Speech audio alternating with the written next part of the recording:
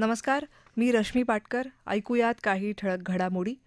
राज्याचे नवे मुख्यमंत्री म्हणून भाजपा नेते देवेंद्र फडणवीस यांचा शपथविधी थोड्याच वेळात म्हणजे 5:30 वाजता होणार आहे.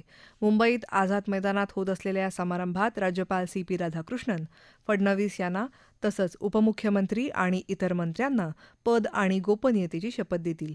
काळजीवाहू मुख्यमंत्री एकनाथ शिंदे नव्या मंत्रिमंडळात सहभागी होणार आहेत. तेही आज शपथ घेणार असल्याचं शिवसेना नेते उदय सामंत यांनी सांगितलं. प्रधानमंत्री नरेंद्र मोदी यांच्यासह केंद्रीय मंत्री आणि राष्ट्रीय लोकशाही आघाडी शासित राज्यांचे मुख्यमंत्री यावेळी उपस्थित राहणार आहेत.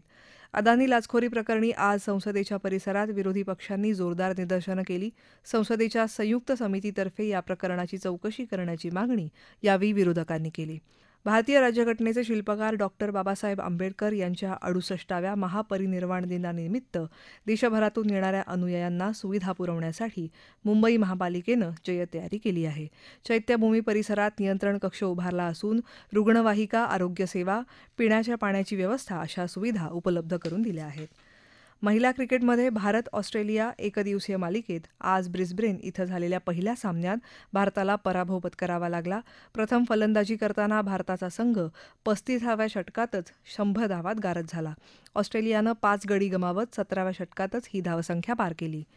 मुंबई शेअर बाजाराच्या सेन्सेक्समध्ये आज 810 अंकांची वाढ झाली आणि तो 81,766 अंकांवर बंद झाला. राष्ट्रीय शेअर बाजाराचा निफ्टीही 241 अंकांची वाढ नोंदवत 24,708 अंकांवर बंद झाला. याबरोबरच हे बातमीपत्र संपलं. नमस्कार.